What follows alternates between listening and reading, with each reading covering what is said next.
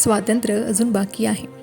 आज पुन्हा तिरंगा फडकेल, आकाश त्याच्या रंगाने भरभरून जाईल, घोषणांनी आसमंत दुमदुमेल आणि आपण स्वाभिमानाने म्हणू, माझा भारत स्वतंत्र आहे.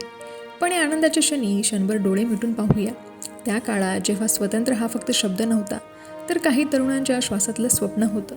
काहींनी घरं सोडली, काहींनी सुख सोडलं, काहींनी आपल्या आयुष्याची पर्वा केली नाही, कारण त्यांच्या मनात एकच प्रश्न होता: आपण स्वतंत्र भारत पुढच्या पिढीला देणार आहोत का?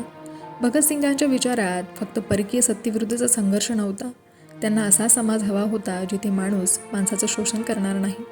सुभाषचंद्र बोसांनी देशासाठी धैर्य आणि त्यागाची हाक दिली, कारण त्यांच्यासाठी स्वातंत्र्य फक्त राजकीय सत्ता बदलणं नव्हतं, तर स्वाभिमानाने जगण्याचा अधिकार होता. महात्मा गांधींनी स्वातंत्र्याचा मार्ग सत्य आणि अहिंसेतून शोधला, कारण त्यांना माहिती होतं हातातली सत्ता बदलणं सोपं असतं, पण माणसाच्या मनातला द्वेष बदलणं ही खरी क्रांती असते.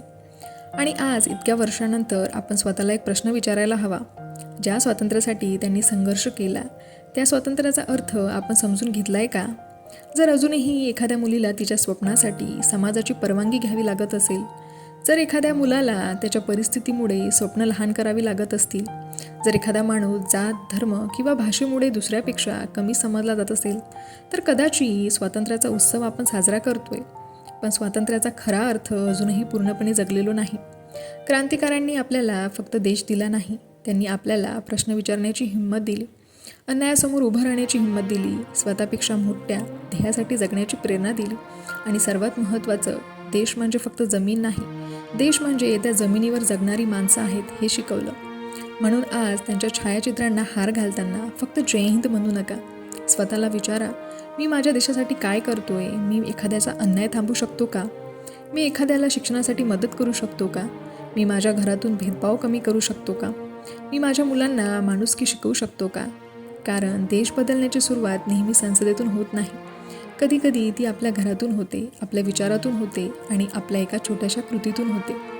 आज तिरंगा आकाशात फडकेल, पण त्याचा प्रत्येक रंग आपल्याला काहीतरी सांगत असेल. केशरी सांगेल त्याग विसरू नका, पांढरा सांगेल सत्य आणि शांततेचा मार्ग सोडू नका, हिरवा सांगेल देशाला पुढे घेऊन जा, फक्त स्वतःला नाही, आणि अशोक चक्र सांगेल थांबू नका, देशाचा प्रवासही थांबता कामा नये आणि माणुसकीचाही. म्हणून या स्वातंत्र्यदिनी फक्त देश स्वतंत्र झाला याचा आनंद साजरा करू नका. आपले विचारही स्वतंत्र आहेत का? आपली माणुसकी स्वतंत्र आहे का? आणि दुसऱ्याला स्वतंत्रपणे जगू देणे इतके आपण खरोखरच स्वतंत्र झालो आहोत का? हा प्रश्न स्वतःला विचारा, कारण क्रांतिकारांनी आपल्यासाठी स्वातंत्र्य मिळवलं. आता त्या स्वातंत्र्याचा अर्थ देण्याची पाळी आपली आहे. तिरंगा फक्त आकाशात उंच राहू नये, तो आपल्या विचारात उंच राहावा, आपल्या कृतीत उंच राहावा आणि आपल्या माणुसकीतही सर्वात उंच राहावा. हीच त्या बलिदानाला खरी आदरांजली. जय हिंद, जय भारत.